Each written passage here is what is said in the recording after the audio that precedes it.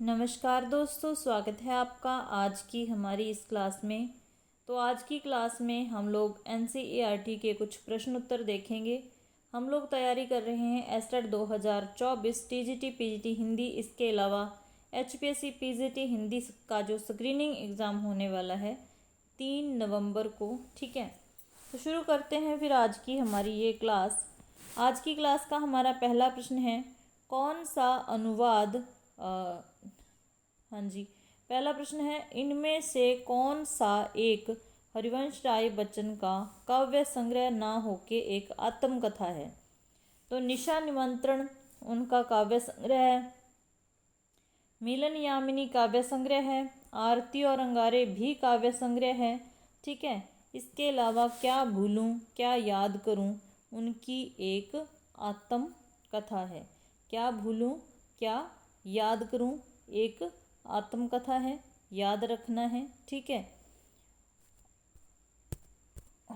एक मिनट। हाँ, अगला हमारा प्रश्न है, बच्चन जी ने जीवन को किसके समान माना है? तो एनसीईआरटी में जो उनका जीवन परिचय दिया हुआ है उसमें लिखा है कि जीवन एक तरह का मधु कलश है, दुनिया मधुशाला है, कल्पना साकी और कविता वह प्याला है जिसमें ढालकर जीवन पाठक को पिलाया जाता है।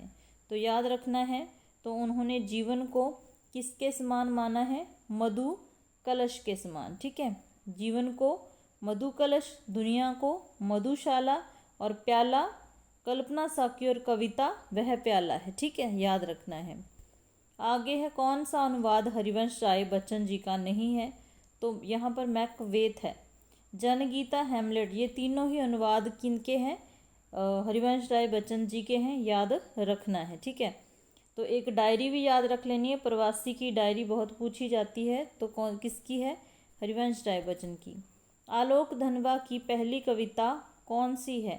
12वीं कक्षा में आलोक धनवा की पतंग कविता लगी हुई है, जिसमें बच्चे की कोमलता का वर्णन किया है कि बच्चे किस तरीके से पतंग उड़ाने के लिए उत्साहित होते हैं, कैसे उनको लगता है कि हम पतंग के साथ उड़ रहे हैं। मतलब काफ़ी कुछ पतंग के बारे में उस कविता में बताया हुआ है, कौन सी ऋतु में पतंग उड़ाए जाते हैं, कौन सी ऋतु कैसे आती है। ठीक है, तो ये तरीके से सारी चीज़ें बता रखी हैं। ठीक है,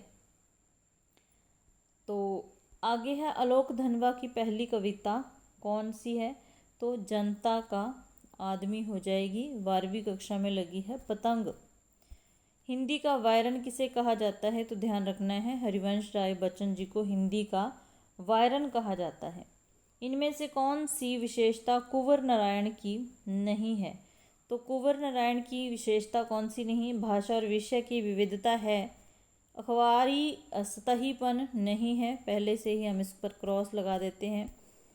आगे है, यथार्थ का खुरदरापन है, संयम, परिष्कार और साफ सुथरापन भी उनकी काव्य की विशेषताएं हैं। बात सीधी थी पर कविता किस काव्य संग्रह में संकलित है? तो ये याद रखने हैं।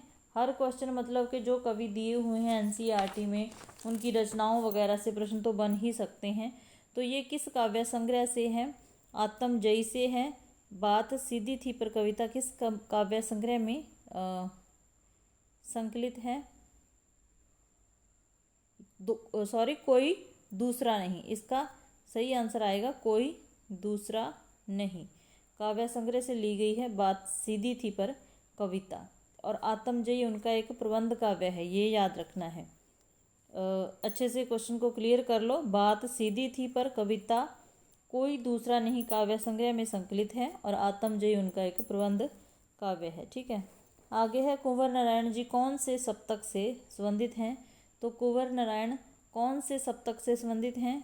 तीसरे सप्तक से ये संबंधित हैं, जो कि 1959 में प्रकाशित हुआ। ठीक है, और पहला आपको पता ही है 1943, दूसरा 1951, चौथा 1979। ठीक है, याद रखना, यहाँ से भी प्रश्न बनता है। और कौन सा कवि किस तार सप्तक में आता है, ये भी हर बार ही पूछ लिया जाता है, तो ये भी ध्यान रखना है कि किस सप्तक में कौन कौन से कवि आते हैं। फिर अगला हमारा प्रश्न है, साहित्य अकादमी पुरस्कारों में से कौन सा सही सुमेलित नहीं? ये पूछा जाता है कि किस कवि को किस रचना पर कौन सा पुरस्कार मिला। तो रघुवीर सहाय को लोग भूल गए 1984, हरिवंश राय बच्चन को दो चट्टानें 1968, कुंवर नारायण को कोई दूसरा नहीं 1995 और शिव मंगल सिंह सुमन तमस 1975। तो ये गलत है। सभी को पता होगा कि तमस पर किसको मिला है, भीष्म साहनी को, क्योंकि उनकी रचना तो उन्हीं को मिलेगा। तो यहाँ पर कौन सा सुमेलित नहीं है, चौथे वाला सुमेलित नहीं है।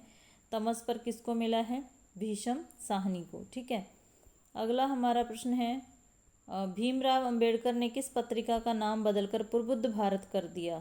तो किस पत्रिका का उन्होंने नाम बदला, इम्पोर्टेंट है, जनता पत्रिका का नाम बदला।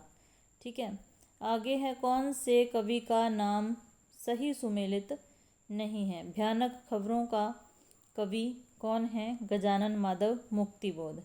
कुट्टी चाटन अगेय को कहा जाता है। ठीक है, धरती का धन फणीश्वर नाथ रेणु को ही कहा जाता है। मूड्स के कवि शमशेर बहादुर सिंह नहीं है, भवानी प्रसाद मिश्र हैं, याद रखना है। तो ये यहाँ पर गलत हो जाएगा। ऐसे भी प्रश्न बन जाते हैं कि मूड्स के मतलब इनमें से सही उपनाम किसका नहीं है या है, तो मूड्स के कवि भवानी प्रसाद मिश्र हो जाएंगे। आगे है जो हुआ होगा तथा सम हाउ इम्प्रॉपर किस कहानी के बीज वाक्य हैं। तो किसके हैं, सिल्वर बैडिंग के हैं, सबको पता होगा। ठीक है, आगे है आत्मकथात्मक उपन्यास के लेखक आनंद यादव का स्वंद किस भाषा से है। तो किस भाषा से हो जाएगा, मराठी से।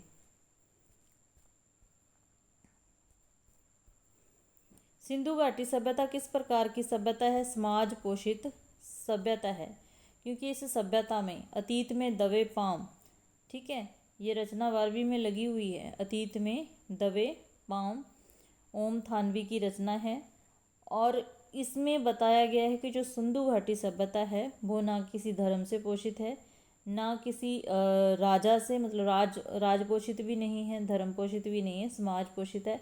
समाज अपने आप में ही खुद से अनुशासित रहता था। जो भी समाज में अच्छे अच्छे प्रबंध किए हुए हैं, पानी निकासी का, ऐसे, तो वो क्या थे, समाज अपने हिसाब से करता है, क्योंकि वहाँ औजारों के अवशेष मिले हैं, साक्ष्य मिले हैं। हथियारों का ऐसा कोई साक्ष्य नहीं मिला जिससे अंदाज़ा लगाया जा सके कि कोई बल या ताकत के बल पर जोर जबरदस्ती से उनसे अनुशासन में रहना उनसे करवाता था। ठीक है, तो ये सारी चीज़ें नहीं मिली हैं। तो ये सभ्यता समाज पोषित सभ्यता थी।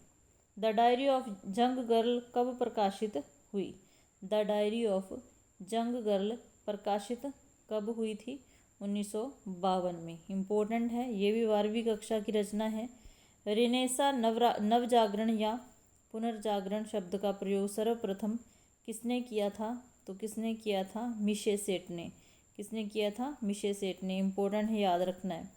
भारतेंदु हरिश्चंद्र ने फूलों का गुच्छा कविता किस भाषा में लिखी है। तो खड़ी बोली में लिखी है। इम्पोर्टेंट है, खड़ी बोली में। आगे है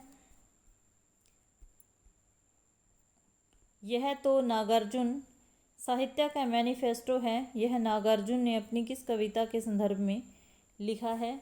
तो प्रतिहिंसा ही स्थायी भाव है, ये कविता है उनकी, याद रखना है। बालेंदु उपनाम से कविता करने वाले कवि कौन हैं। तो केदारनाथ अग्रवाल हैं, याद रखना है, इम्पोर्टेंट है। ठीक है, और नागार्जुन जात्री नाम से कविता करते रहे हैं, ये भी याद रखना है। तो ये थी हमारी आज की क्लास। अगर अच्छी लगे तो भी लाइक कर देना, चैनल पर नए हो तो चैनल को भी सब्सक्राइब कर लेना। हम लोग हिंदी पढ़ते रहते हैं। बस ये बात और है कि कभी कभी रेगुलर मुश्किल हो जाता है होना। ठीक है, तो बाकी मैंने आपको बताया था कि थोड़ी आँखों में दिक्कत है और घर वाले भी मना करते हैं कि स्कूल से ही बहुत आँखों को थकावट हो जाती है। तो फिर भी ये देखो 9:43 हो गए हैं, मैंने सोचा एक वीडियो तो बनाऊँ। ठीक है, क्लास अच्छी लगे तो लाइक कर देना। मिलते हैं फिर नेक्स्ट क्लास में। वैसे नीचे सुपर थैंक का ऑप्शन खुला हुआ है, अगर कोई करना चाहे तो।